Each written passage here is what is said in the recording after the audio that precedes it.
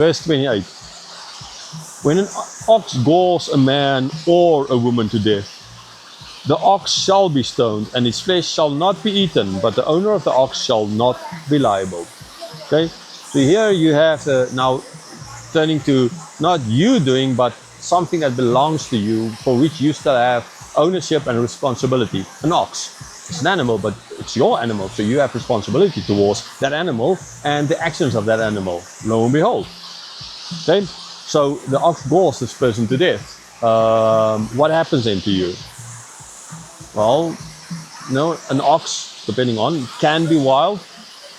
I mean, it's not always totally predictable, unlike in the previous example of an eye and a tooth kind of idea, where you're not, as a human being, supposed to eat out like that.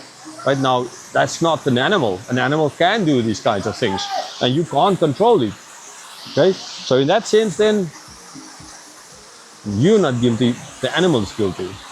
Right? But that's the first case. If this is a once-off, we're going to see. So you're not even allowed to get the food, eat the flesh. You can't go to the market and sell the meat and get some money out of it. No, it's a loss. If life is lost, your ox is lost. Okay? That's that. The owner is not liable. Right? So that's the first case. So this is a once-off. Never before has this ox done this. And now all of a sudden this ox had a toothache or something, you look at it the wrong way, he just goes for you. You climb into the encampment of the ox, or you didn't know the ox is there and the ox comes for you and kills you. That's that. The ox dead, meat not sold, and you're not liable.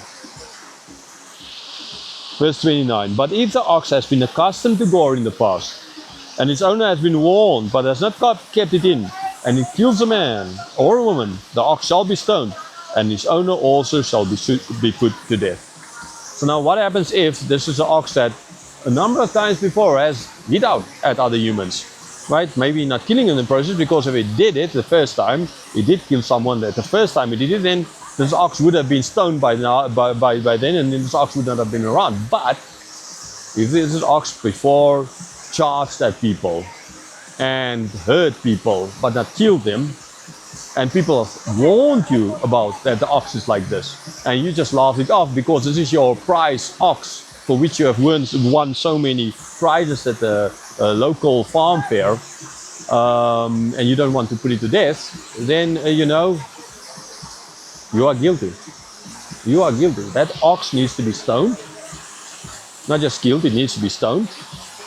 And you're liable as well. Eye for eye, tooth for tooth, life. You knew. You didn't do anything about it. Right? You didn't live out your responsibility. Then you're guilty. The owner shall be put to death. Verse 13. If a ransom is imposed on him, then he shall give for the redemption of his life whatever is imposed on him. So there is a way. This need not end in death of the owner himself. The aggravated party can put a ransom on the life of this person. So compensation. Because ultimately it's still an animal, but still, you knew, you could have. Right? Compensation. Compensation can be, so there's a ransom, and you need to give the compensation depending on the redemption for this life. What is imposed on you? So what is by the court or by the family imposed on you? This is how much you're supposed to give. Right? That of your life. Verse 31. If it gores a man's son or daughter, he shall be dealt with according to the same rule. So what happens if your own children suffer? So, well, I am the father and this is my ox, and I've heard, and people told me that, the children told me, and everybody's told me that this ox is a danger, and now this ox goes and kills one of my own children. What then? Right? The same rule holds. You are guilty. There needs to be a sanction against you. Now, exactly how will the other children sanction the father for this? Or, well, again, it will depend most likely on the age of the child, right? So I don't exactly know here. If it's a small child without any family of his own or her own, then I don't exactly know what the price will be, the ransom will be. But if this family, your children already has their own children, then understandably that is your son, but they have children, so you need to take care of them. So they can impose a ransom. I don't know, your wife imposing a ransom on you or something. I don't exactly know, but it needs to follow the same. You are guilty, and a ransom needs to be paid, even if it's your own children. Verse 32. If the ox galls a slave, male or female, the owner shall give to their masters 30 shekels of silver, and the ox shall be stoned. So what happens if it's now a male or female slave that's killed? Unluckily, in the sense their life is worth less, but it's not worth nothing. Their life is worth 30 shekels, sorry, not pieces, 30 shekels of silver, life of Jesus. Right, just imagine. So I'll just say the lives are less if they value Jesus at that price. And actually, the life is valued quite a lot. Sorry, their lives actually then valued quite a lot. It's put in the same level as the life of Jesus. But yes, so for the slave, male or female, what happens? Ox galls, kills, you pay the owner of that slave 30 shekels. That's that. And like in all cases, the ox is killed. Okay? So the ox is not killed if he just ran at someone and maybe accidentally or maybe hurt him a little bit. They're not stoned. But if killed, stoned.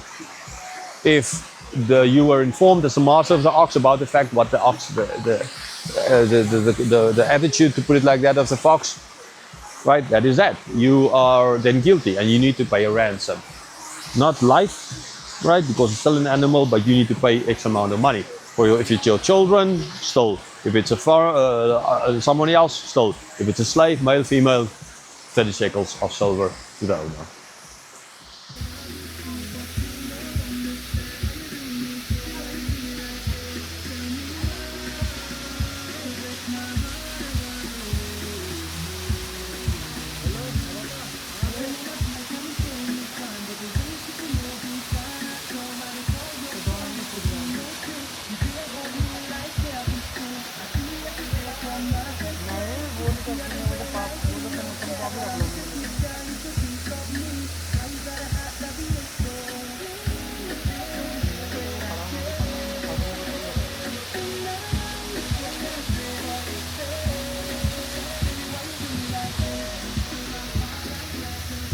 Here's a zip line for 150.